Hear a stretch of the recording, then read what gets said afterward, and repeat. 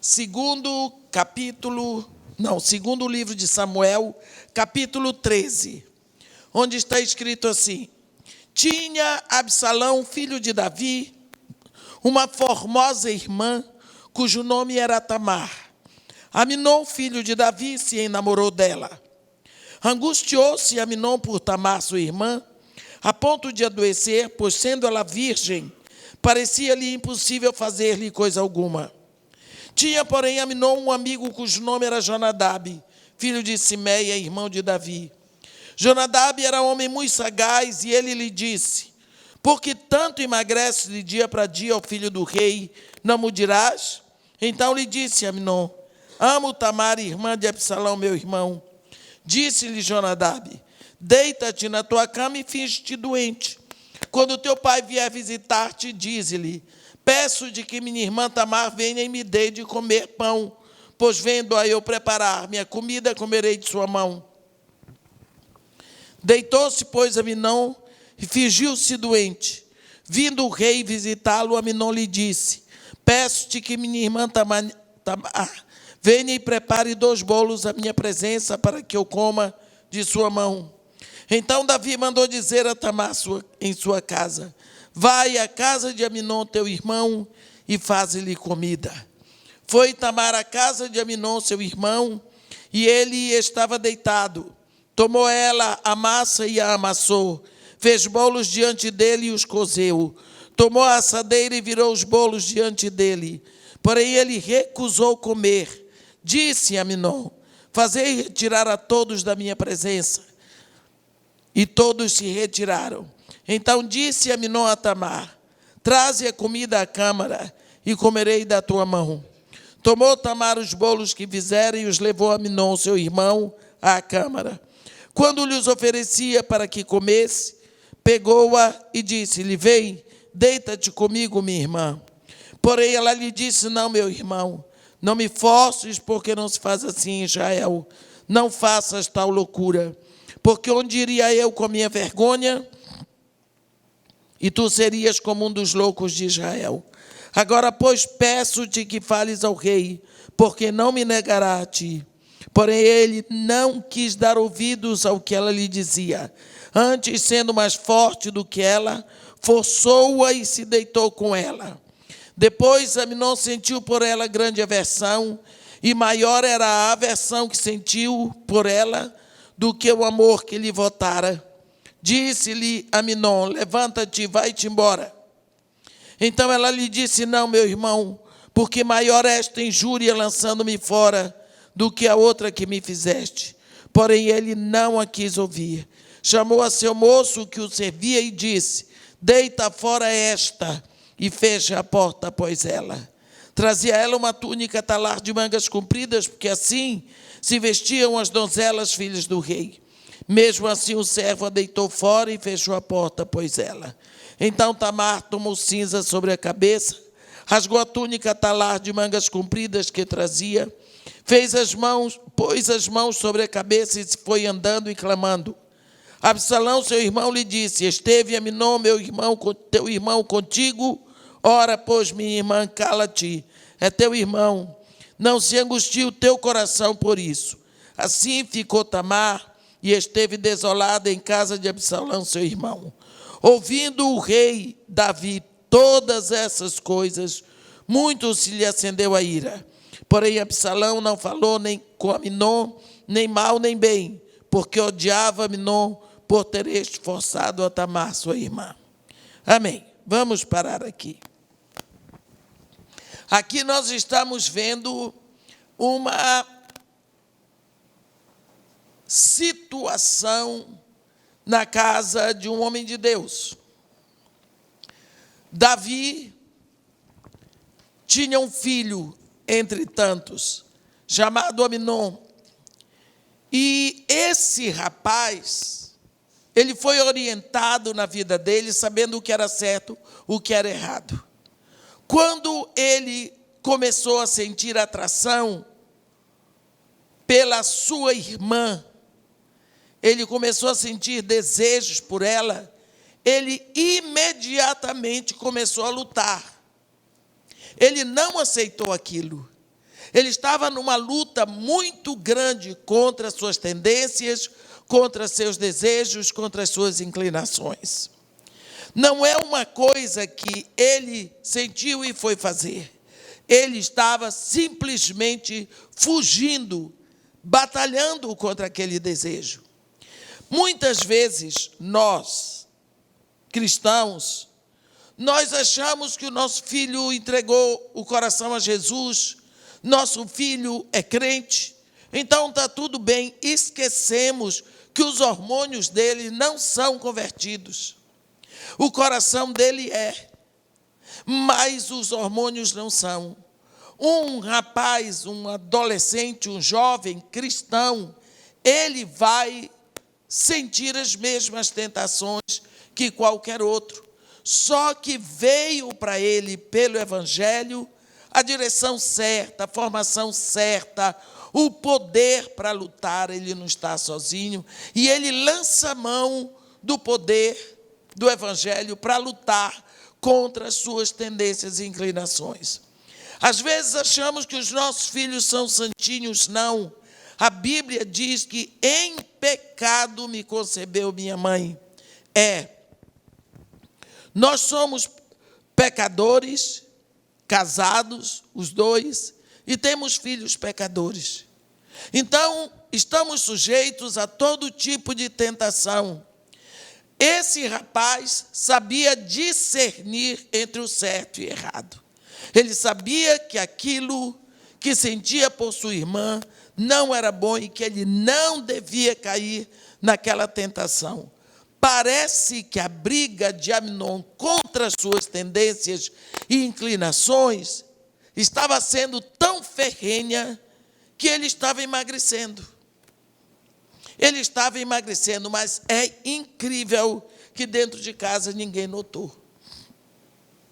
Ninguém percebeu. Quantas vezes nós não damos atenção aos nossos filhos, ao ponto que deveríamos dar?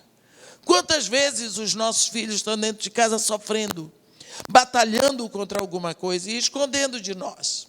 Não sabemos. Porque nós não percebemos. Ou gostaríamos que eles não estivessem sofrendo. E os filhos escondem muitas coisas de nós. Para não nos aborrecer, para não nos preocupar, para que não soframos. Se você lembrar quando você era jovem, ou talvez ainda hoje, problemas que você tem, você não diz para os seus pais para não se preocuparem, para não sofrerem. O grande problema é que nós sempre achamos que nós podemos fazer qualquer sacrifício pelos nossos filhos, porque nós os amamos, poderemos dar nossa vida por eles. Mas esquecemos que Ele também nos ama. Os filhos nos amam a tal ponto que eles sentem a mesma coisa. Se fosse preciso, dariam a vida por nós. Só que nós esquecemos disso.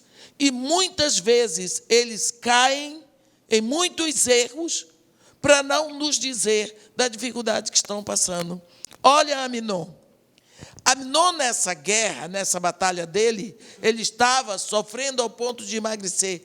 Dentro de casa, ninguém percebeu.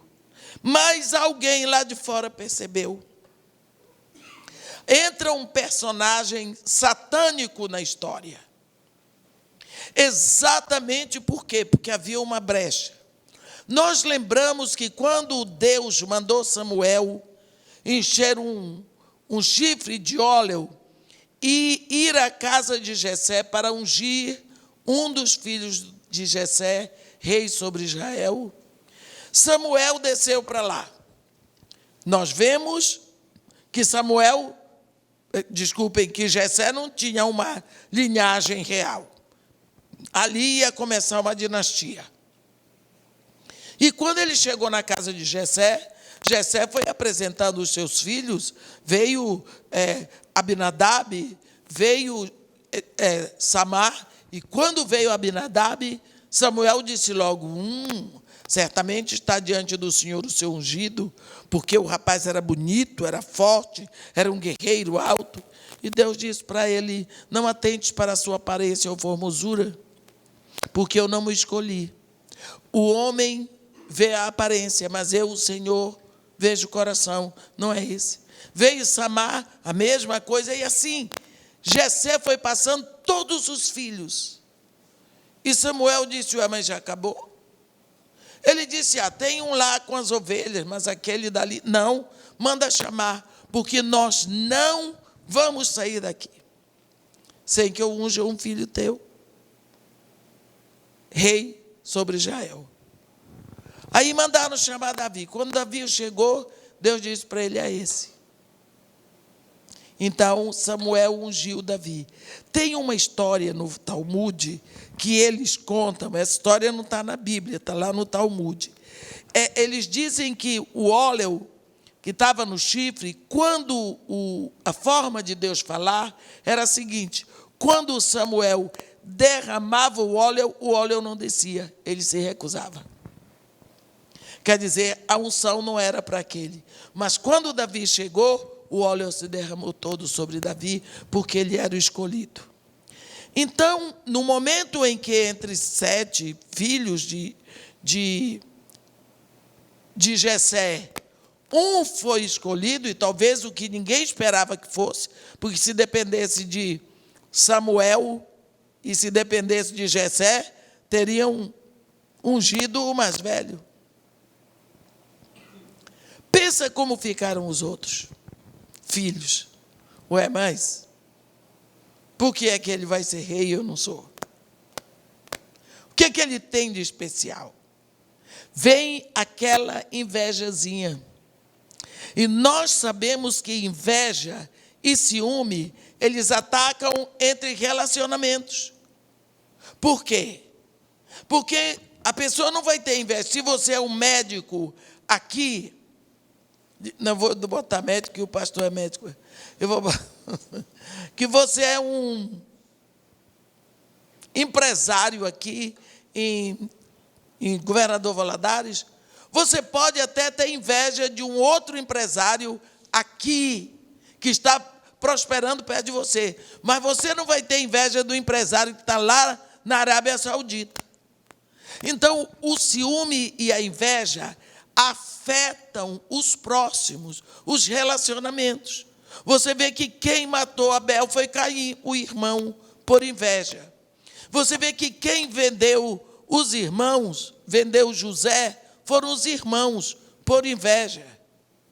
Então, inveja e ciúme, eles atacam os próximos. Então, aqui, quando Davi foi escolhido entre todos os filhos de Jessé, houve uma ponta de inveja e vai surgir um problema. Davi tinha um irmão chamado Simeia, que, como todos os outros, foi rejeitado como rei, porque o escolhido foi o irmão dele.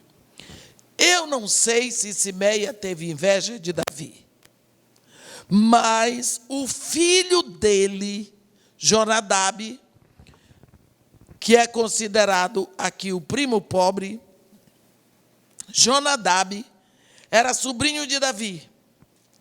Ele não era um príncipe. Então ele olhava: por que meus primos são príncipes? Por que meus primos vivem no palácio? Por que meus primos têm essa qualidade de vida e eu não? Então ele era aquele parente que vivia das benesses da casa real, porque ele era sobrinho do rei. Então, ele vivia por ali, observando a vida da família. Primeira coisa que nós precisamos ter sabedoria: quem entra na sua casa, quem frequenta a sua casa. Porque você pode ter 50 casas, mas aqui você mora é o seu lar, é o lugar da sua intimidade. É o lugar onde você tira a roupa, você tira o sapato, tira a peruca, tem quem tira a dentadura. É o lugar onde você é você. Então, aquele lugar da sua intimidade, você tem que proteger. Quem é que frequenta a sua casa? Porque uma coisa é a pessoa ser convidada uma vez, outra coisa é a pessoa frequentar demais. Abra os olhos, porque você é pecador, sua esposa é pecadora, seus filhos são pecadores, e de vez em quando você se aborrece. E você pode levantar a voz, você pode brigar, você pode dizer alguma coisa que você não quer que ninguém lá na rua saiba. A intimidade familiar tem que ser preservada. E quando nós deixamos uma pessoa de fora invadir essa privacidade, nós estamos nos expondo. Nós lembramos de um momento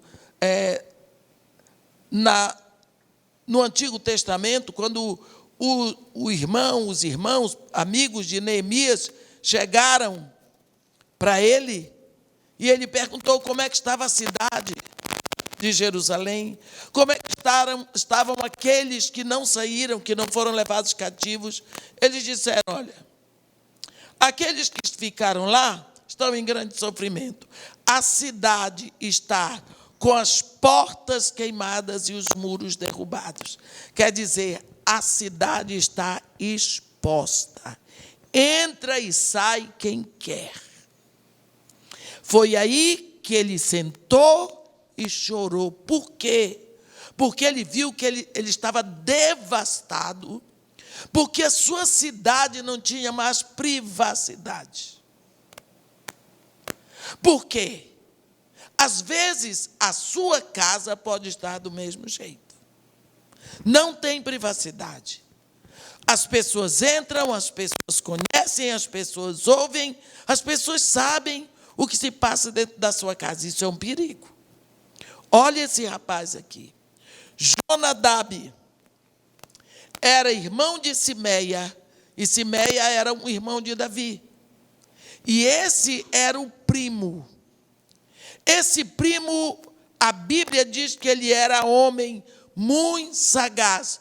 2 vezes a Bíblia diz que alguém é muito sagaz. Lá no Gênesis, a serpente.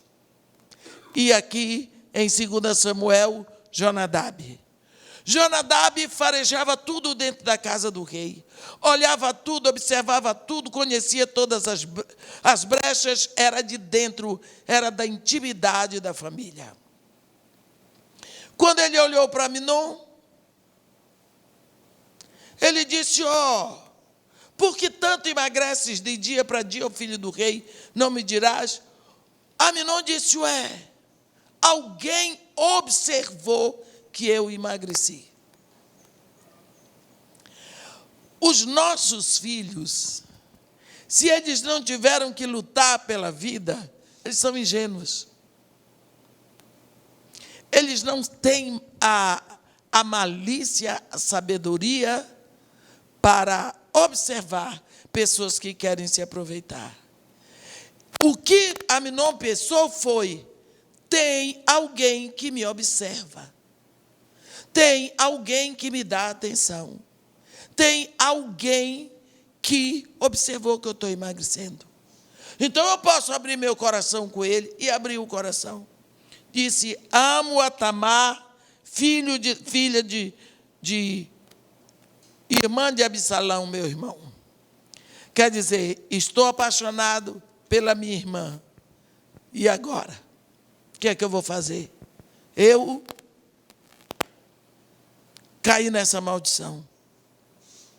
Amo a Tamar, não há nada que eu possa fazer. Ele pegou e disse, fácil. Deita-te na tua cama, finge-te de doente.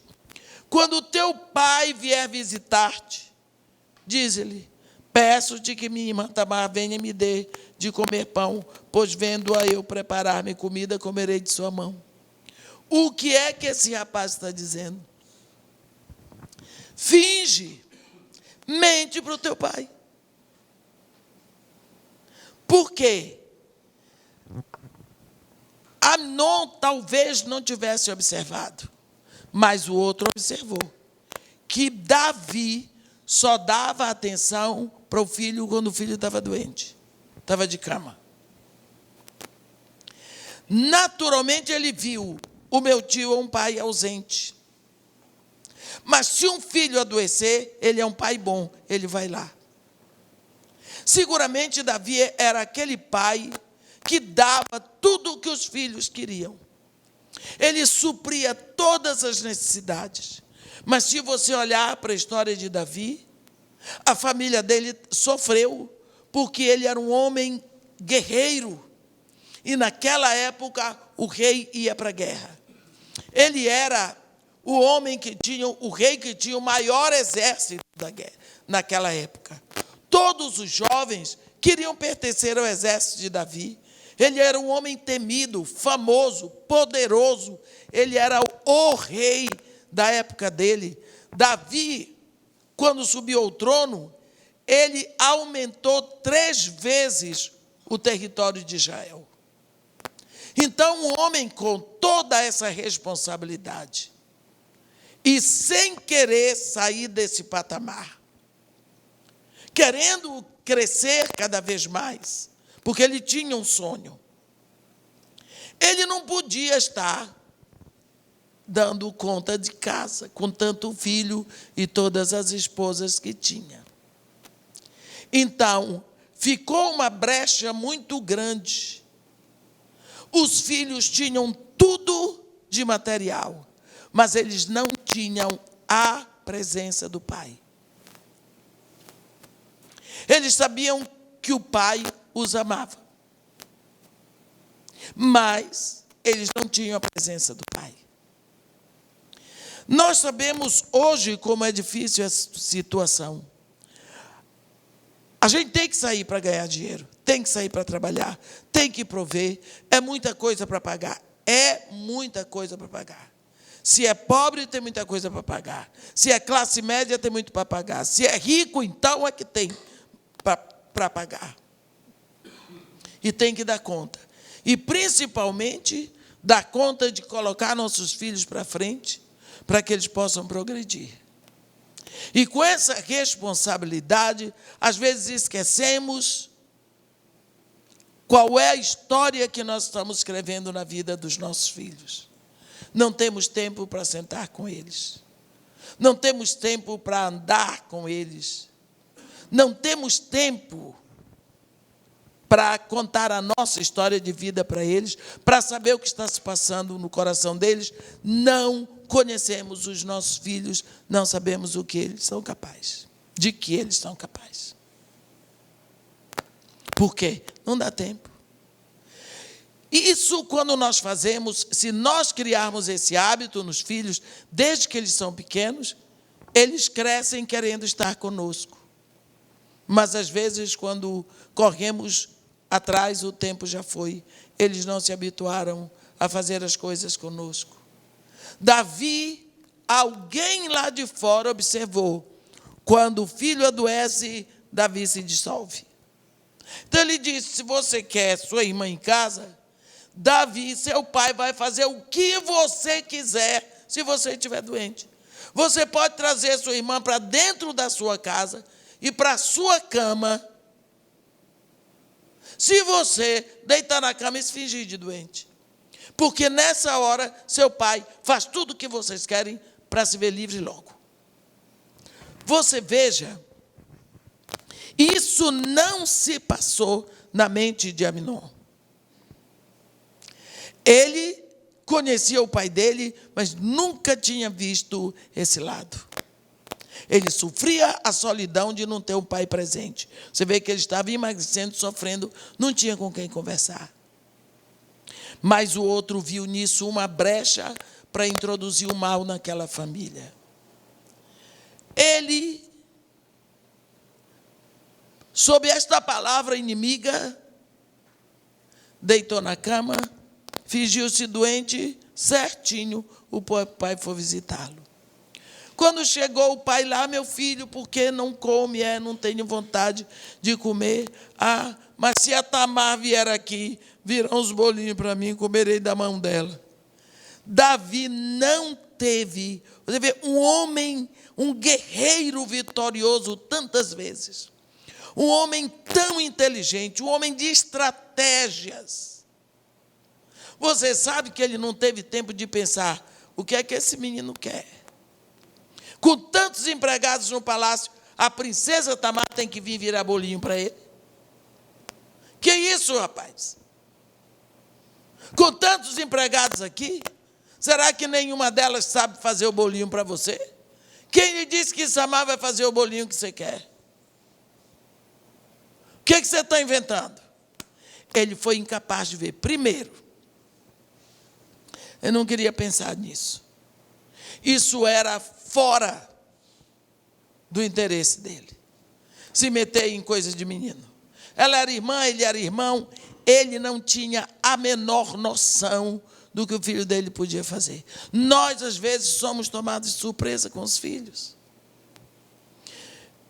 Lá perto de casa, tinha uma senhora amiga, e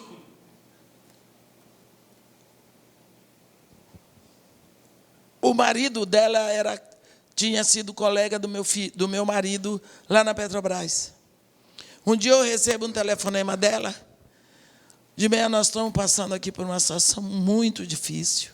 A escola está dizendo que meu filho está usando drogas. E está dizendo, já levamos no psicólogo, não tem jeito, ele nega, ninguém vê sinais, e não tem, e isso e aquilo, e faz, e acontece, e não sabemos mais o que fazer, parece que ele vai ser posto fora da escola. E resultado, ela era médica, e o marido engenheiro trabalhava lá na Petrobras. O menino estudava, logicamente, num colégio maravilhoso, e ele era bom aluno. Dentro da casa dela, ela tinha uma senhora que ficava o dia todo, e tinha a sogra dela que morava lá também. Então, era um menino que não ficava sozinho em casa. Ele tinha motorista, que o levava no colégio, trazia. Ia fazer 15 anos. E ela disse para mim, eu sabia que aquele menino dela era um menino cheio de vontades, ele era o dodói de todo mundo. O que ele dizia era ordem. Eu já conhecia o nível, e os pais se curvavam a tudo, porque tiveram filhos já numa certa idade e tudo mais. Naquele final de semana, eu estava pregando lá, e eu aproveitei, eu disse, olha, amanhã de manhã, então, eu posso passar aí. Ela me pediu para orar. Porque ela era da igreja. E eu fui lá, mas eu também fui como psicóloga. Aí, quando eu entrei lá, me receberam, e eu pedi para fazer uma oração, e depois da oração, eu disse para ele, fulano, estava ele lá, sentado, o pai, a mãe, a avó. Eu disse, olha, aqui estão as pessoas que amam você. Nesse universo todinho, nesse planeta, que são as pessoas que amam você. Elas merecem de você uma resposta. E essa resposta tem que ser a verdade. Seja lá o que estiver acontecendo, essas pessoas vão se virar para lhe ajudar, para fazer com que você possa andar na vida. O que a senhora quer dizer com isso? Eu estou dizendo, ainda não acabei, eu disse para ele. Eu quero lhe dizer que você tem agora uma oportunidade para falar para eles a verdade. A verdade que você nunca falou para ninguém. Mas que verdade? A verdade sobre o que eles querem saber. É preciso que você diga agora para a sua família se você está usando ou não a droga que todo mundo diz que você usa. Aí, o pai levantou e disse, mas a senhora está nos ofendendo. Eu disse, com licença. Eu não vim aqui para ofender ninguém. E, por favor, não levante a voz comigo, porque eu não sou surda. Eu estou dando ao seu filho uma oportunidade dele dizer a verdade. Mas a senhora pode provar alguma coisa? Eu disse, lógico, eu não sou doida. Ele ficou assim, sem saber o que fazer, o rapaz.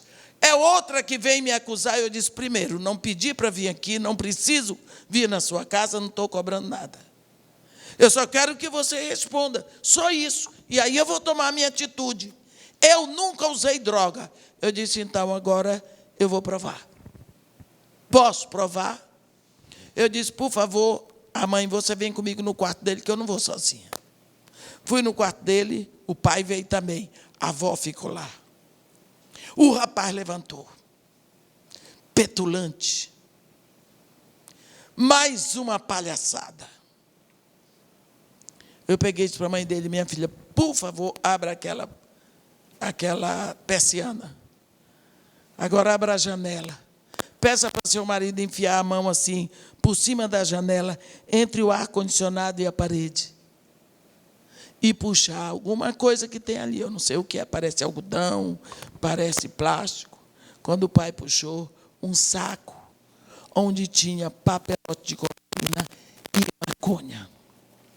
Eu peguei, se você está vendo isso aqui, é aí que o seu filho esconde as drogas. É aí. Eu tinha tido uma impressão, isso raramente acontece comigo, mas quando acontece eu sigo a pista. Uma impressão assim de um ar-condicionado, um esconderijo. E eu plantei em cima daquilo. Eu vi o pai desmontar. Eu tive pena daquele homem. Aquele homem soluçava seco e dava murro na parede que tremiam as coisas. Eu acho que ele queria se quebrar todo. Eu acho que ele queria morrer ou matar alguém. A mãe chorava, chorava, chorava. Sabe o que ele fazia, aquele menino? Ele trazia os amigos, eles subiam a montanha do Cristo Redentor, tiravam um tal de um lírio que tem lá na montanha, iam para casa, faziam um chá e faziam uns coisas assim, tipo picolé, e davam para a velha, a avó ficava, aquilo era alucinógeno, a velha ficava lá na cadeira, fazendo crochê, e eles faziam da casa um antro de droga. O pai nunca usou droga, sempre trabalhou. Veio de uma família pobre, se esforçou, se virou, trabalhou, ganhava o dinheiro com o suor do rosto dele. A mãe também trabalhava muito para dar uma vida de rei ao filho, para ele ter todas as oportunidades na vida. Mas eles não tiveram tempo para gastar com o filho deles. Esse menino drogou até a cadela. Dava droga para a cadela. Ele drogava quem aparecesse na frente. Ele tinha o dinheiro. O pai nunca pensou, e a mãe, que o filho podia fazer uma coisa daquela e mentir. Não conhecia. Não tiveram tempo para conhecer. E eles não podiam admitir que a escola dissesse que o filho deles usava droga. Porque aquilo era uma ofensa. Porque a escola conhecia o filho deles, mas eles não conheciam. Então, quantas vezes é difícil para nós? Porque nós não convivemos. Se você olhar, seus filhos passam mais tempo na escola e com os amigos do que com você. Então, o tempo que você tem para ficar com ele tem que ser de qualidade. Tem que ser um tempo onde você não tenha o celular tocando e a televisão lá na frente. Porque às vezes estão o pai e os filhos, num convívio muito bom, mas a mente não está voltada um para o outro, está voltando para alguma coisa que está passando na televisão. Então, crescem, não, mas eu fico com meu filho aonde? Na frente da televisão. Mas é incapaz de ficar na mesa, conversando com os filhos, contando a vida dele, querendo saber a vida dos filhos. Olha o amigo que Amnon tinha, Jonadab, o invejoso. Você conhece os amigos dos seus filhos? É importantíssimo saber de onde seus filhos estão trazendo informações. É importantíssimo. Porque você não sabe quem são os amigos dele. Você não sabe quem é o amigo que tem inveja do seu filho. Você não sabe qual é o amigo que é capaz de fazer alguma coisa e botar a culpa no seu filho. Você não sabe qual é o amigo dele. O amigo mais próximo é aquele que pode preparar uma armadilha para ele. Olha o que foi que Jonadab fez, primo. Mas Davi não sabia. Davi não sabia que ele estava feito uma marionete. Ele foi lá, chamado pelo filho, o filho enganando a ele. Ele não notou. Mas ele era um homem inteligente. Um homem honrado. Um grande guerreiro. Ele era um monarca. Mas ele foi enganado por um garoto, filho dele. E quando o filho disse que queria que a irmã fosse lá fritar bolinho, sabe o que ele fez? É só isso? Está resolvido. A Bíblia diz no versículo 7 que Davi mandou dizer a Tamar, ele nem foi lá, minha filha, seu irmão está doente, assim, assim, assim, assim. Ele mandou alguém, lavou as mãos, resolveu o problema, vou trabalhar. Dizer a Tamar, vai à casa de Aminon, teu irmão, e faz-lhe comida. Acabou, resolveu o problema. Não quis mais saber da história. A moça obedeceu o chamado do pai dela. Foi lá, e por causa disso ela foi estuprada, desrespeitada, humilhada, e depois jogada fora. Ela nem foi seduzida, ela foi estuprada e abandonada. Isso tudo acontecendo dentro de casa. A Bíblia diz que quando Davi ficou sabendo, ouvindo o rei Davi todas essas coisas, muito lhe acendeu a ira. Quer dizer, ficou irada, gritou, esbravejou, deve ter quebrado algumas coisas, chutado outro e acabou. Ficou por isso mesmo. A moça ficou estuprada, humilhada, triste. Aminon ouviu os desaforos, acabou. Mas não acabou.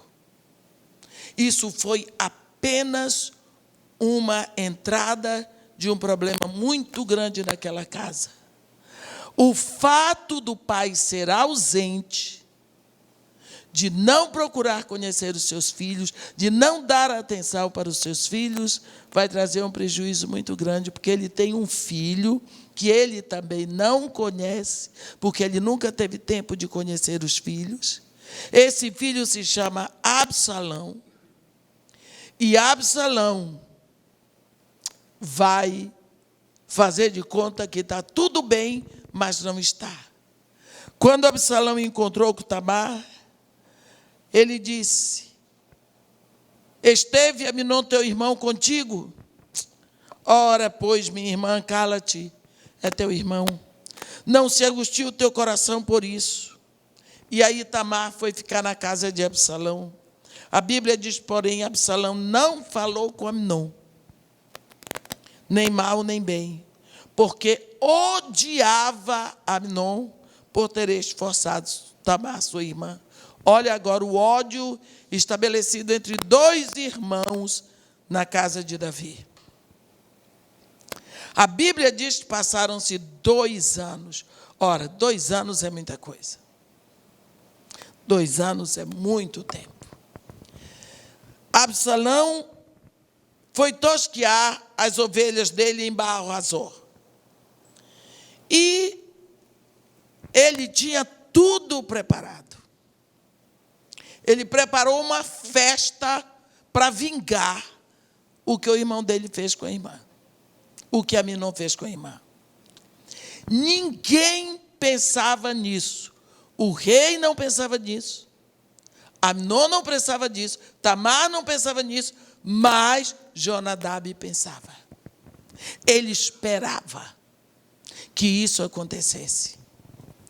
A Bíblia diz, passados 2 anos, Absalão foi tosquear as ovelhas em Baal-Hazor, e nessa hora eles sempre fazem uma festa. Então ele convidou o rei para ir com todos os seus filhos.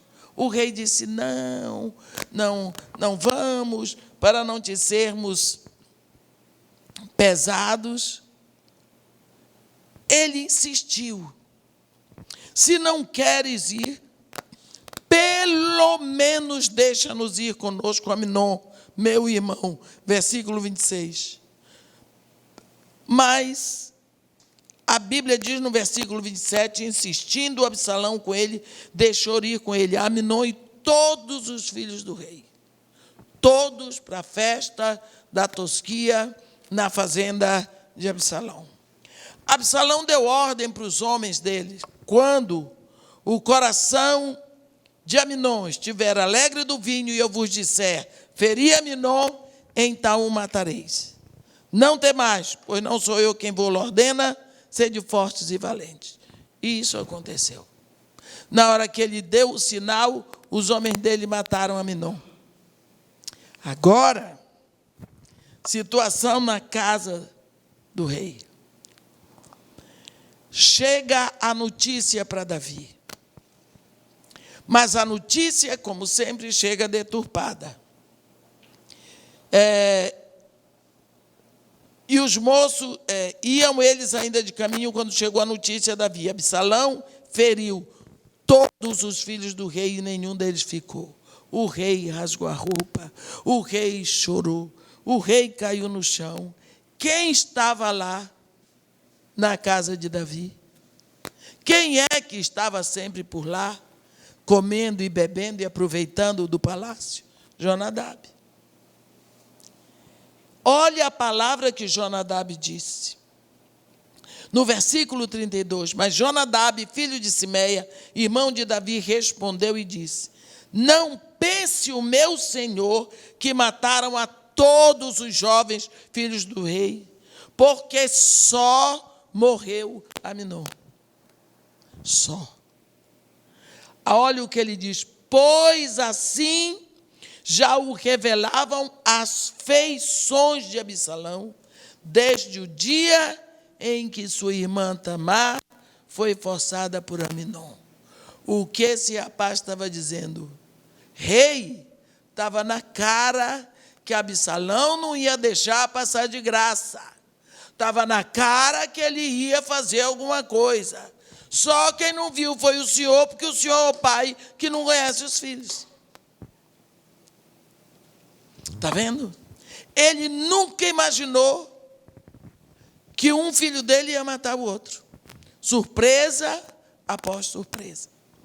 Nós sabemos que esse rapaz estava esperando por isso tudo. Ele queria criar um dano dentro da casa de Davi. Por quê? Porque ele tinha inveja da situação boa em que viviam os filhos do rei. E como ele não era um dos filhos do rei, ele não aguentava ver aquilo. Você vê que quando veio a notícia, então Jonadab disse ao rei: eis aí vêm os vossos filhos, segundo a palavra do teu servo, assim sucedeu. Nós sabemos que este Jonadab é um personagem maléfico, mas ele vivia dentro da casa do rei. Ele ia e voltava, ele passeava, ele comia, ele tinha liberdade, afinal de contas, ele era sobrinho do rei. Mas ele observava as coisas. Ele era silencioso, ele era capcioso, ele sabia das coisas. O rei não conhecia, porque o rei não ficava ali observando o tempo todo. Mas o amigo dos meninos conhecia. Quando nós vemos, eu estava vindo para cá, estava falando com o pastor Rimac, uma das coisas que me encanta com a Bíblia é que os personagens são expostos.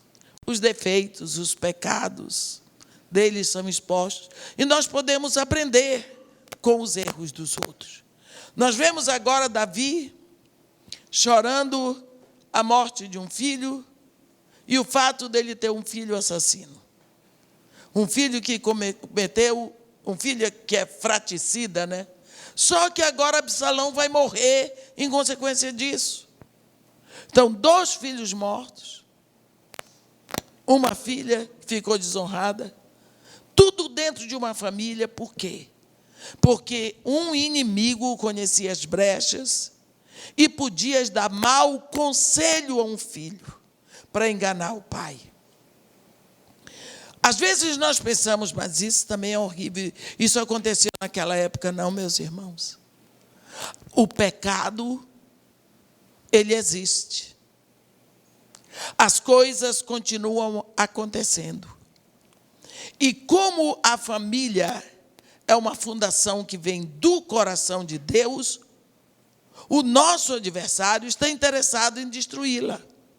Se você observar uma coisa, as pessoas que brigam por essa questão de gênero, de homossexualidade, eles sempre colocaram contra o casamento, dizendo que o casamento é uma instituição falida. Mas eles brigam agora porque querem casar. Eles querem casar, mas dizem que o casamento é uma instituição falida. Quer dizer, casamento entre indivíduos machos e fêmeas não pode ter, tem que ser do mesmo sexo. Então você vê que é uma degeneração muito grande que nós estamos sofrendo hoje. Quantas famílias têm sido assoladas por esse tipo de coisa? Hoje nós vemos, eu estava conversando com a mãe mês passado, e até a tal da festa do pijama. E a menina dela teria que dormir em algum lugar, e eu disse para ela, você vai deixar? Ah, mas irmã, o que é que eu vou fazer? Senão a minha filha vai ficar sofrendo bullying. Eu peguei e disse, ela vai sofrer bullying agora, e isso vai passar. Mas nessas festas de pijama, ela pode ser tocada por homossexuais. Porque tem crianças que já vêm de famílias que elas estão até aconselhadas a ter a liberdade sexual. E sua filha pode ser tocada, só que a sua filha não vai lhe dizer. Porque criança passa por essas coisas e não fala com os pais. Eu trabalho com criança há 29 anos lá no Morro Dona Marta. Eles não dizem. Eles não dizem, eles calam a boca. Criança, para guardar segredo, é a melhor coisa. Eles são um cofre. Eles têm tudo, mas depois, quando aquilo vem tudo deformado.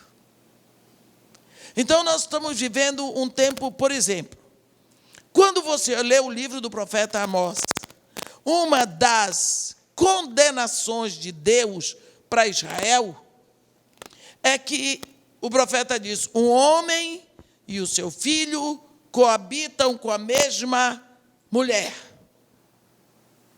Aí você diz, mas que horror. Isso é sexo grupal. Como é que o homem faz isso? Muito fácil. É o que se faz hoje. O homem senta no seu sofá com o seu filho. E lá na frente passa aquela moça com aquele corpo tão perfeito, que eu duvido que a sua esposa tenha. Nem quando sua esposa tinha 18 anos. Porque aquilo tudo é maquiado. Aquilo tudo é pronto para chamar a atenção na tela da televisão. Então, qualquer homem fica ali, e pensa o seu filho jovem, olha. Quando entrou, a psicologia nos ensina que tudo que chega à nossa mente passou pelos órgãos dos sentidos.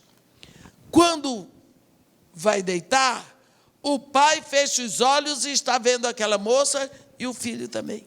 Estão os dois desejando a mesma mulher, o mesmo corpo. Jesus Cristo disse que se você olhar para uma mulher e sentir desejo por ela, já adulterou. Então, estão os dois adulterando com a mesma mulher. O que o profeta Amós disse, naquela época, acontece hoje todos os dias. Lembra do rei Davi? Quando todos os reis foram para a guerra, ele resolveu ficar uma vez. Depois do almoço, comeu, estava lá passeando no pátio dele, olhando, viu uma mulher tomando banho sem roupa. A pessoa diz, mas o que manda ela estar lá, tomando banho também sem roupa? Eu disse, a culpa foi dela. Porque hoje se deturpa tudo. E Davi ficou olhando a mulher tomar banho. Só que a mulher tomou banho, acabou-se enxugou, se vestiu, acabou. Mas quando Davi saiu dali, a mulher começou a tomar banho na cabeça dele, porque ele ficou com a imagem. Ele deitava, a mulher tomava banho. Ele levantava, a mulher estava tomando banho. Esfrega, mandou buscar a mulher. E consumou o adultério ali. Consequência, ela engravida. Ele achou que resolvia mandando matar o marido da mulher. O filho que nasce era dele. Ele botou o nome que era do soldado Urias. Isso ia dar problema futuramente para o trono, porque o filho de Urias não podia sentar no trono, mas teria que ser o filho de Davi. O menino não ia porque era filho de Urias, mas ele não era filho de Urias. Ia dar uma degeneração na descendência de Davi. Então Deus levou o garoto. Então, mais uma que Davi teve que aguentar. Nós vemos isso tudo porque hoje, quantas vezes você quer estar um pouco com seu filho, mas você tem que fazer o que seu filho quer. Lá, pai, vamos estar na hora da novela. Lá, tem o não sei o que. Lá, pai, tem não sei o que, vamos ver juntos. Isso não é tempo de qualidade com seu filho. Tempo de qualidade com seu filho é sentar com ele, procurar ver o que está se passando, como são os professores, o que é que ele pensa para o futuro, como é que está a vida dele, e namoro, isso tudo. Porque senão fica um distanciamento muito grande. E nessas brechas que ficam, vai entrar a formiga. Foi numa dessas brechas que Jonadab entrou com mau conselho para Aminon. E Aminon achou o conselho fenomenal e deu certo. Ele só não sabia as consequências. Enquanto ele estava lutando difícil, porque ele não tinha com quem compartilhar. Na hora que compartilhou com a pessoa errada. Com quem será que seu filho abre o coração? Quem será o conselheiro do seu filho? Qual é a pessoa que seu filho admira? Quais são as pessoas que seus filhos admiram? E por quê? Dá para você ter uma ideia. Qual é a pessoa que mais você admira? Qual é o professor que você mais admira? Qual é a professora que você mais admira? Por quê? O que é que essa pessoa faz? O que é que ela diz? Como é que ela pensa? Dá para você ver aonde está indo a cabeça do seu filho. Porque às vezes está indo num perigo terrível. Um perigo muito grande. Olha, criança esconde muitas coisas da gente. Nós precisamos dar muita atenção para saber o que está acontecendo. Para que não aconteça na casa da gente. Aquilo que aconteceu na casa de Davi. E quantas vezes nós não prestamos não, está tudo bem. O garoto é bom, os nossos filhos são bons. Mas e daí? Não significa que eles não estão passando por lutas nesse mundo? No momento em que nós vivemos, os exemplos são horríveis, os modelos são totalmente deformados, e nós precisamos abrir os olhos. Como nós estamos, quais são as brechas que nós estamos deixando, de que forma nós estamos sendo observados, e o que é que os nossos filhos estão pensando de nós. Tem erro? Tem. Temos defeitos? Muitos. Mas é preciso que os nossos filhos saibam que nós os amamos e queremos o melhor para eles e temos prazer neles. Temos prazer. Amém? Senhor Deus nosso Pai, nós estamos aqui, teus filhos. O Senhor, quando nos formou no ventre da nossa mãe, o Senhor tinha o seu propósito glorioso na nossa vida. Quantas coisas se passaram, Senhor. E quando nós olhamos para trás, Lembramos de tantas coisas que escondemos dos nossos pais. Algumas coisas poderiam ter sido evitadas. Mas, muitas vezes não podemos abrir o coração. Nós te pedimos neste momento, ó Pai, que nós possamos ser aqueles pais que Tu queres que sejamos. Mesmo diante de todos os erros que temos cometido, nós temos procurado acertar. Mas às vezes é tão difícil. Te pedimos neste momento, ó Pai, que Tu estendas a Tua mão sobre os nossos filhos, onde quer que eles estejam. Que o Senhor os tome nos seus braços eternos e abençoe. Dá-nos sabedoria, Senhor, para dirigir a nossa casa, para cuidar do nosso lar, para suprir as necessidades, sem roubar dos nossos filhos o tempo que eles precisam de nós. Dá-nos sabedoria, Senhor, para lidar com essa dificuldade. Batiza a nossa casa com uma unção de alegria. Dá que nós possamos ser pais segundo o Teu coração.